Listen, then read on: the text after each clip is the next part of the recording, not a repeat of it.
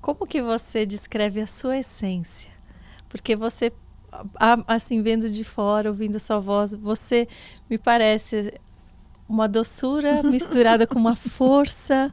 Então, como você se vê? Eu acho como que, mulher, acho que você me descreveu, Karina. Uma doçura misturada com uma força. E essa força não vem de mim, vem de Deus. Vem de Deus. E às vezes a gente tem que ser brava para continuar viva, sabe? Eu não sou muito uma secandura, não. Eu sou uma pessoa brava. Eu sou brava, às vezes até demais. Eu tenho que me controlar. Mas Deus, ele sabe como me segurar. Sim. Ele sabe como impor limites a mim mesma, sabe? Ele tem, assim... Ele tem sido bom comigo. Ele tem sido fiel a mim. Ele tem me sustentado. Ele tem sido meu amigo, meu Deus. Então, tudo que tem de bom em mim vem dele. Sabe? Os defeitos ficam por minha conta. Os defeitos são resíduos do velho homem, do pecado, daquilo que tem que ser vencido, porque a gente vive um processo de santificação. Ninguém é santo aqui. Sim. Né? A pessoa ouve assim, alguém que canta, que é usado por Deus na área da adoração, a casa dela é só adoração, ela adora a Deus o dia todo. Não, tem dia que o pau canta lá em casa. Tem dia que eu grito com meu marido, tem dia que a gente discute, tem dia que o negócio fica feio, tem que pedir perdão. Sim. Sabe? Tem dia que a gente se descontrola, tem dia que a gente pensa que não vai dar conta. Isso acontece na vida de qualquer pessoa, qualquer ser humano. E quando você lê a Bíblia, você vê a história dos grandes homens e mulheres de Deus. É lindo ver como Deus não esconde nada. Sim. Eu falo para as pessoas que se eu fosse Deus, eu não contava tudo sobre os meus filhos. Porque a parte que as pessoas sabem dos meus filhos não foi eu quem contei. Sim. Porque se eu pudesse, eu esconderia toda a parte ruim da minha vida, da minha família, mas infelizmente não me deixam. Sim. Sabe? Eu prefiro manter ali, até Deus resolver. Mas às vezes, sabe, Deus, ele expõe a vergonha para depois expor a honra. Porque ele faz essas coisas. Ele fez com ele mesmo. Claro. Quando você vê a história do salmista Davi, você vê o homem segundo o coração de Deus. Mas Deus não esconde ali todas as coisas horríveis que ele fez, todas as falhas que ele cometeu. Mas ele era um homem que conhecia o caminho do perdão, Sim. do arrependimento, né, de um coração contrito. Sim. E ele conseguiu morrer com uma boa e farta velhice e não perdeu a sua essência. Sim. Né? Mesmo diante dos erros que ele cometeu, ele se manteve como um adorador. E foi tão grande que Jesus Cristo foi chamado de filho de Davi. Sim. Não houve um rei como ele. Então eu acho que as pessoas que decidem caminhar com Deus e que escolhem esse caminho, Karina, elas sempre vão deixar uma história para trás. Uma história que vale a pena ser contada, sabe?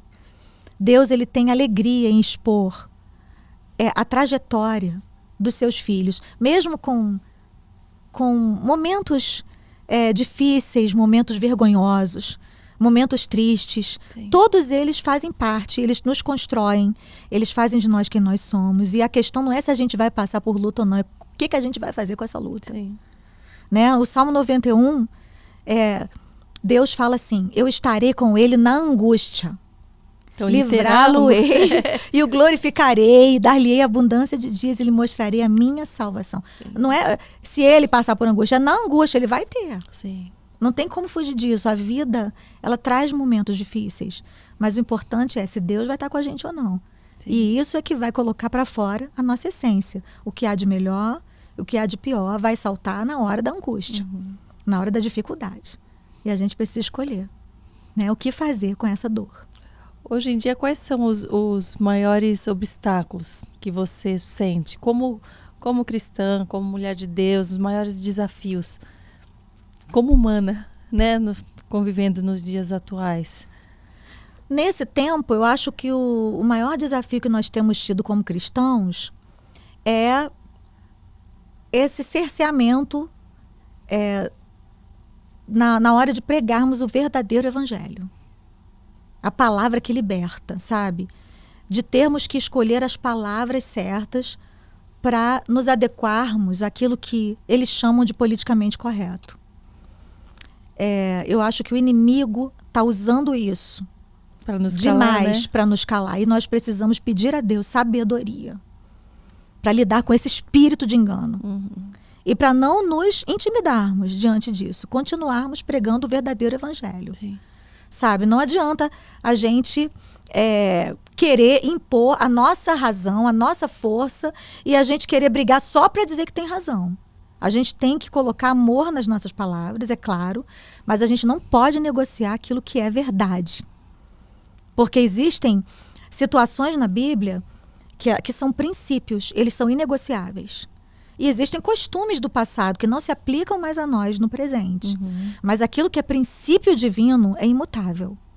Nunca vai ser mudado nem adequado à nossa realidade do presente. A gente pode viver mais 2000 anos. O princípio permanece. Sabe? Então, hoje em dia está havendo uma confusão muito grande, até mesmo dentro das igrejas. E é um desafio para nós mantermos o nosso coração no centro da vontade de Deus, sabe?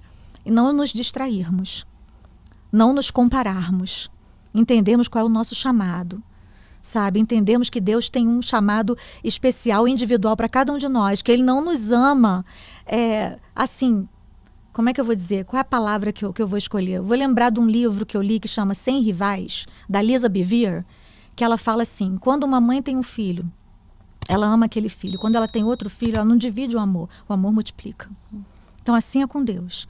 Ele tem, atualmente, mais ou menos 7 bilhões de filhos na face da Terra e Ele ama a todos com um amor único.